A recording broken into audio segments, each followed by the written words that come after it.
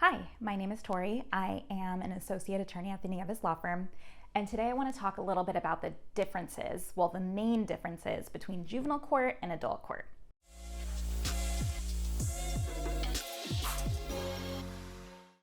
Really quickly, the three main differences I will discuss are differences in language, differences in the level of collaboration present, and then differences in credit time. So the first is language.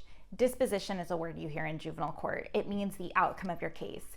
Someone has been disposed to probation is a way of saying their disposition was X amount of time on probation. Same with they've been disposed to camp or disposed to DJJ. The second word is adjudication. That kind of means like a trial is an adjudication, and if a case has been adjudicated, it means it's been resolved. And the outcome is actually a different word too. In juvenile court, we use found involved or not, whereas in adult court, the word is guilty or not. So if you've been found involved with the allegations, then that essentially is the equivalent to the adult court being found guilty. So with regard to collaboration, juvenile court is seen as the judge, the DA, the defense attorney, and the probation officer coming together to collaborate to find an outcome that serves the child who is facing the juvenile charge the best.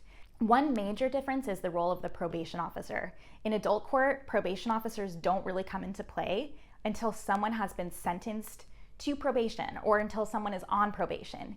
In juvenile court, there's a probation officer on the case from the minute it gets charged, and the probation officer will interview the client as soon as he or she can, and then will stick with the client and provide progress reports at different stages of the case. Finally is time. This is a really hard concept, not in terms of hard to understand, but hard in terms of it is not pleasant. In juvenile hall, the time you spend does not count toward your ultimate disposition. So if you do 2 months in juvenile hall, for example, those 2 months don't count toward the amount of months you are asked to do at camp or in suitable placement or on probation. That is a big issue in a lot of these cases where you're in juvenile hall for a long time maybe and you want your lawyer to speed things up.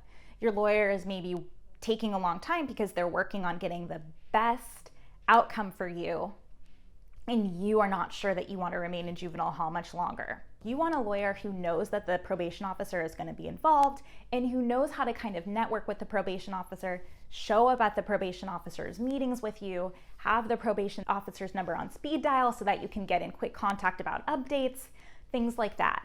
Also, a lawyer who knows that your time in juvenile hall doesn't count toward your time at whatever disposition you ultimately get. And that's because you don't want a lawyer to let you languish in juvenile hall without realizing that none of that time goes toward camp or whatever your ultimate disposition is. That being said, I love juvenile cases. I feel like I know a lot about them. If you're looking for an attorney to handle a juvenile case, please give us a call. Thanks.